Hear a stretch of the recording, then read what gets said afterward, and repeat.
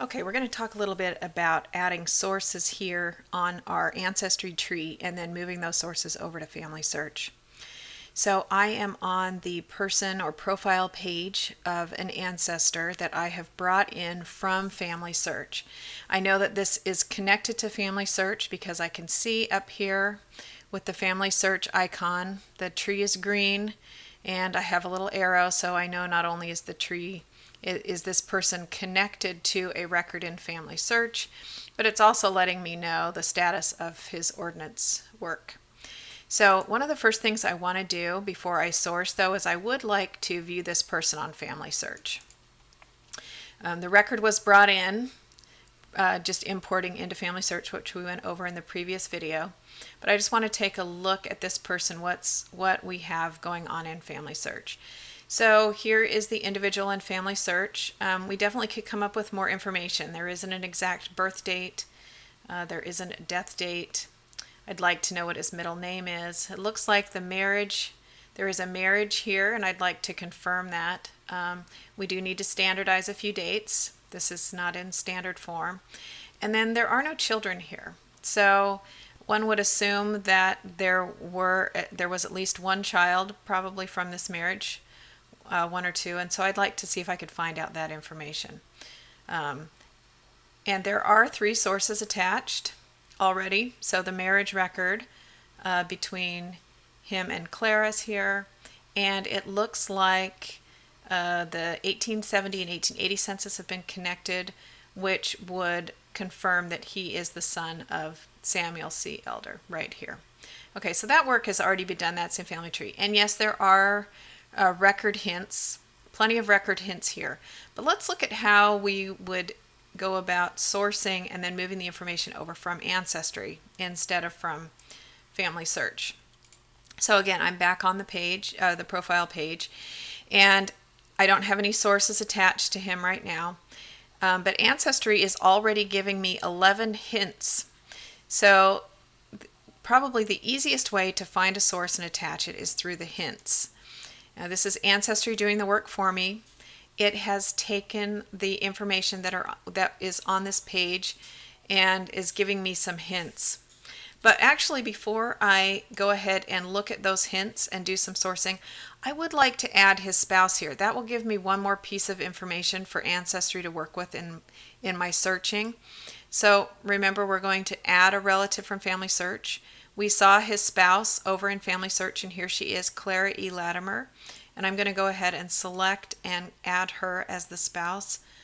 And it's just making me verify the information. Okay, so that little piece of information might help me find some other sources. Now again, the easiest way would be to go here to the hints.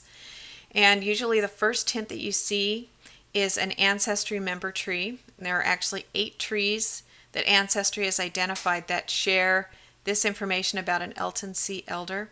I'm actually going to skip those right now. Sometimes the Ancestry member trees are great and provide a lot of good information, and other times they just don't. They don't have any sources, the information is incorrect. And that's just one of the downsides of having all these individual trees that are created. All right, and as I keep going down, it looks like Ancestry's identified some passenger lists. So it looks like Elton Elder did a lot of traveling. And then it looks like we've got a Florida census record for 1935, a directory, and here we're verifying the name Clara. And then here, let's start with one of these. Here we had that 1880 census and the 1870 census, which have already been attached to Family Tree. And I probably still want to do it here, just to make sure that the information was correct there. But let's start with this 1900 federal census. So here's the 1900 U.S. federal census. I'm going to go ahead and view the record. And it gives me a little index of the record here, who's on the record.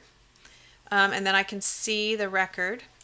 So they're right here. I'll make it a little bit bigger.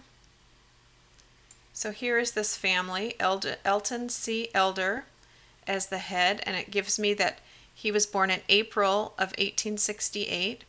Here's Clara E. This is Clara E. Latimer. She was born, it's kind of scratchy, possibly it's either April or February. It looks like it was written over in 1868. I can see that they've been married for 8 years, so that would help me confirm their marriage date. And I can also see that she's given birth to 2 children, and only one of those children is alive. And here is that child, Crawford L. Elder. So let's go ahead, and I'm sure that this record is for the people in my tree. So the question asks, does this Elton C. Elder in this record match the person in your tree? And I'm going to say yes. And this is the Ancestry source linker. I'm not really sure what they call it in Ancestry. In FamilySearch, we call it the source linker because it's linking the source. And the cool thing with this is, and different from FamilySearch, is that I can change based on the source almost all of the information in my tree. Make sure that this edit all fields is open. Okay, so see, I can have it often defaults to be closed, but I want it open. And each one of these pieces of information can be changed while I'm attaching the source. So the first thing I'm going to do is, I only have about 1868 for his birth. Now I know that he was born in the month of April. So I'm going to add April by clicking this box right here. And then I'm going to go ahead and standardize the word April. And then hopefully at some point in time I'll be able to come up with the actual date of his birth. And everything else I'm going to keep the same. This is just going to tell me where he's living in 1900. So then this is matching up with Clara E. Latimer. And she actually has a complete birth date in FamilySearch, but I'm going to standardize it here. So I'm going to just standardize that and add to Illinois, United States. So that's in what we would call standard form. And then here is the son, Crawford. So I can add him to my ancestry tree just by clicking this box. And if I knew any other information I could. It put in his birth as May 1897. I'm going to go ahead and add United States to Illinois. Hopefully I'll be able to come up with a more exact location for his birth. And then once I've connected everybody up, I'm going to go ahead and save to my tree. So that has saved this record. Here's the source here. It's showing me which facts that source helps to prove. And then over here it has added Crawford Elder to my tree. All right, so let's go back to the hints and let's add one or two more hints here. Let's see if we've got anything else. So here's the 1910 federal census. Let's go ahead and review that. And normally I would probably start earlier and do, since he was born in 1868, I'd probably start with 1870 and then move my way. But since I already, just for purposes of this video, since I already have the 1870 and 1880 in FamilySearch, I'm not going to attach those right at this second. All right, so here's the 1910 federal census. And here they are, Elton C. Elder and Clara E. Latimer. Now they've been married for 17 years. And interestingly enough, it says here that she's given birth to 3 children and just 2 of them are living. But none of the children are listed here with the family, which is kind of an interesting thing. I'm a little surprised that the children aren't here. And so, but we're going to go ahead and save this. I'm going to click that this matches up. Elton C. Elder. The birth date's a little bit different, but I'm not going to worry too much about that. Same with this. It's almost like somebody just estimated how old they were. And at this point in time, they're living in Florida. And I'm going to go ahead and click Save to my tree. So I didn't get any more information on this child or the other child that was born, but at least I've got that information. Let's go back to the hints one more time. Again, it looks like he did a lot of traveling. I could definitely look over all of those. Let's look at this Florida state census right here. It looks like it only shows him on the census record.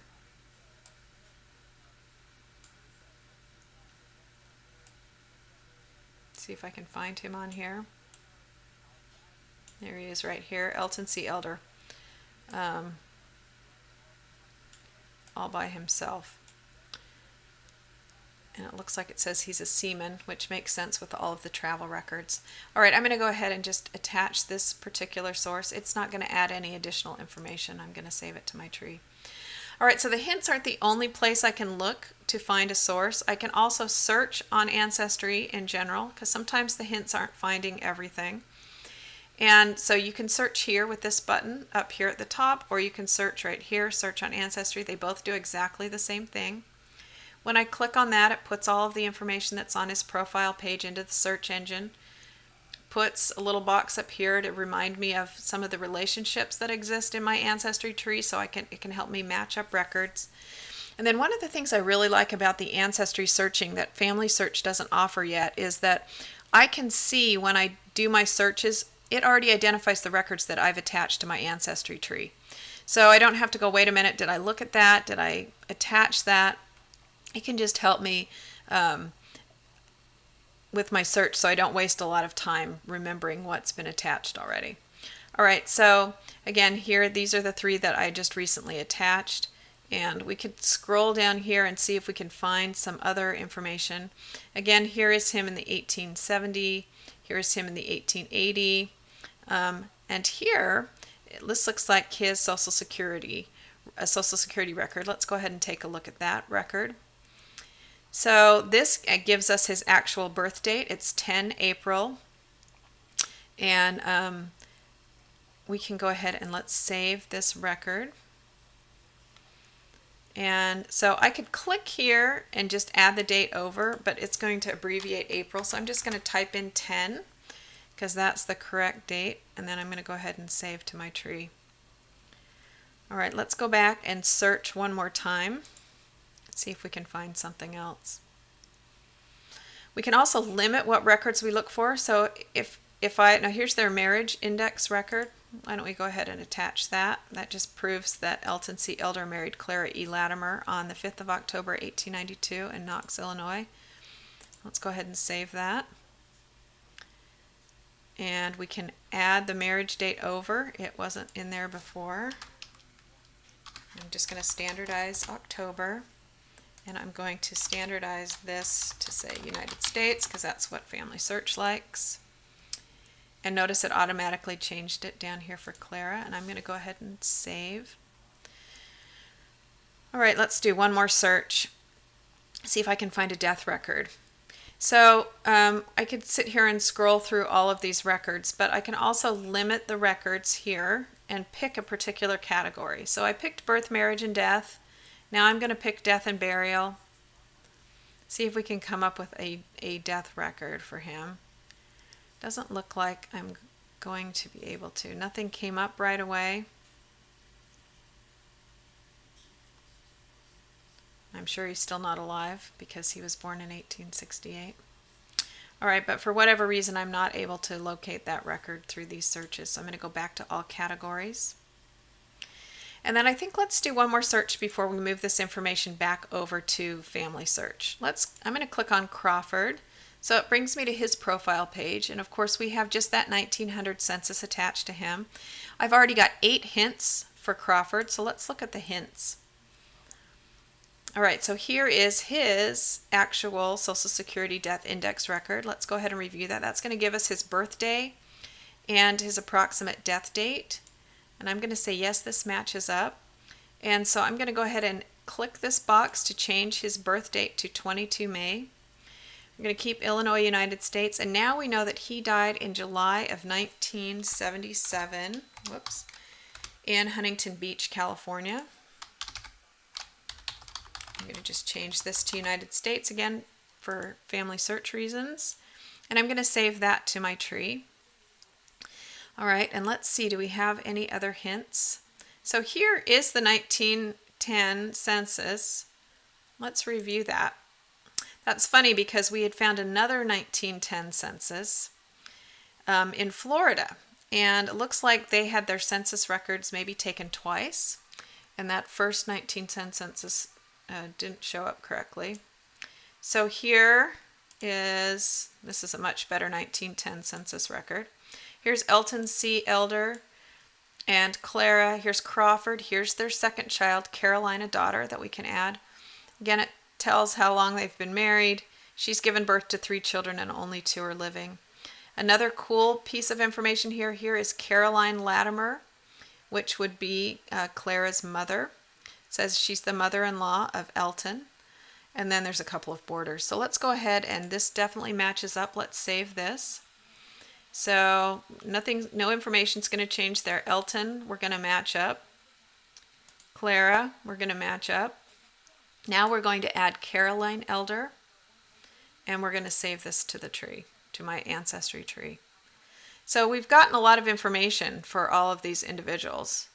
And so let's go ahead and move that information over to FamilySearch. I could keep sourcing. I could go through all the hints and attach and reject hints. I could go through all the searching. I'd want to come up with as many records as I can, because all of it will help make sure that I have everything as accurate as possible. But because we don't want this video to last 5 hours, we're going to go ahead and show what to do next. So I've sourced this out, and I'm going to start by doing a compare person on FamilySearch. I'm on Elton's profile page. So it's going to bring up a side-by-side comparison with the person that I've connected him to in FamilySearch. So here's the FamilySearch person over here on the left, and here is the person in my ancestry tree on the right. Now this is cool because it identifies pieces of information that are different. So in FamilySearch, his birthday is only about 1862, but I've found his exact birth date, and I'm going to go ahead and just click this box, and it automatically updates it in FamilySearch for me. I'm going to go down here. We have a marriage date, but it's not in standard form. I have one here in standard form. I'm going to add that to FamilySearch. Then I'll have to go back and delete the duplicate date, but that's fine. This will save me some typing time. And then as I go down, these were the sources that were attached to FamilySearch, just in FamilySearch. But what I'm going to do is I'm going to add to FamilySearch the sources that I just found in Ancestry. So I just click these boxes, and it is creating a source link on his person page for each of these sources in FamilySearch. And I'm going to go ahead and click Save Changes.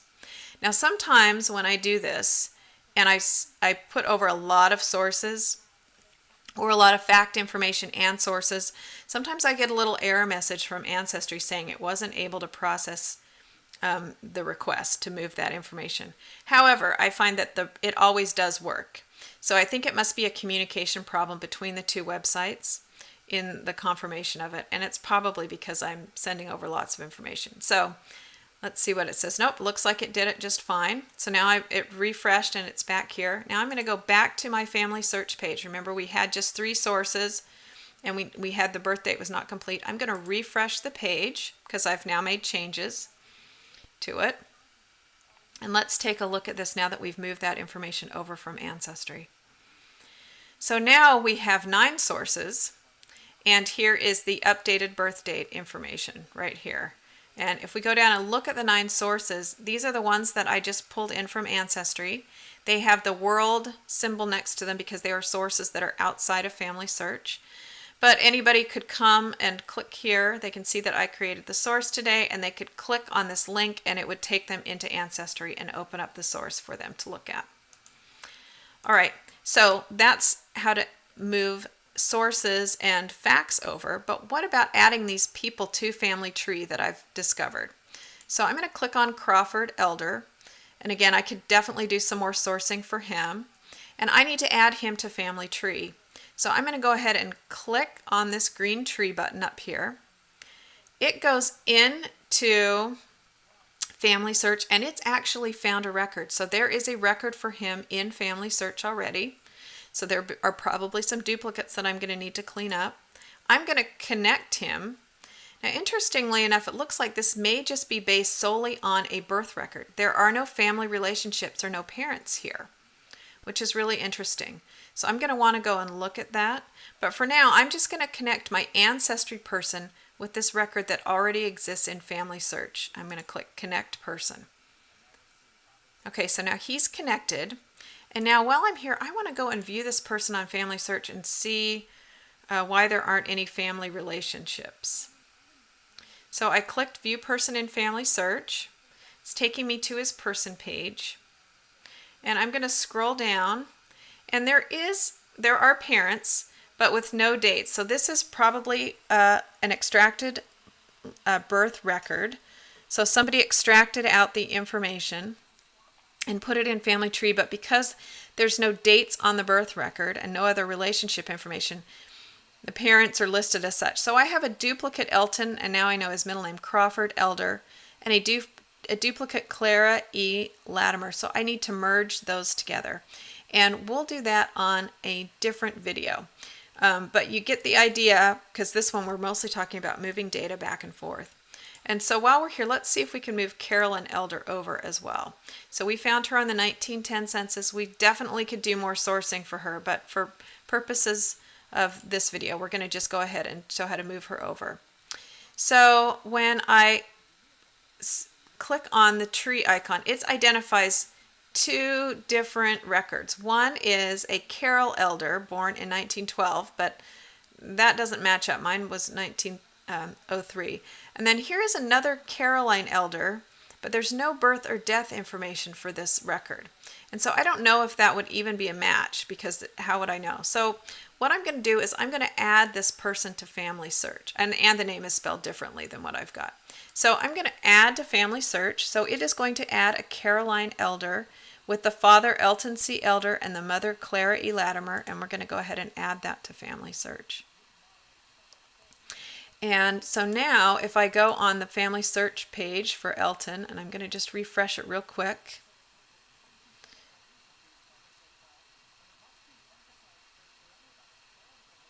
And we'll look at the family information. And so now we've added Caroline Elder to her parents Elton and Clara. And again, we do need to do a little more sourcing. And I did connect up the Crawford Latimer Elder in my ancestry tree to this record here. And now I need to connect this FamilySearch record with my little family here to make a complete family. But we'll do that in another video and go ahead and merge duplicates, might as well, just as a little sideline. But you can see how easy it is to source here in Ancestry. You get great hints. You have other search features. When you do your searching, it identifies clearly the records that are already attached to your family tree, so you don't do duplicate records as far as looking at them over and over again. You know you've got them all there. Easy to see relationships. And then when you've sourced it all out, very easy to move that data and information back over into FamilySearch.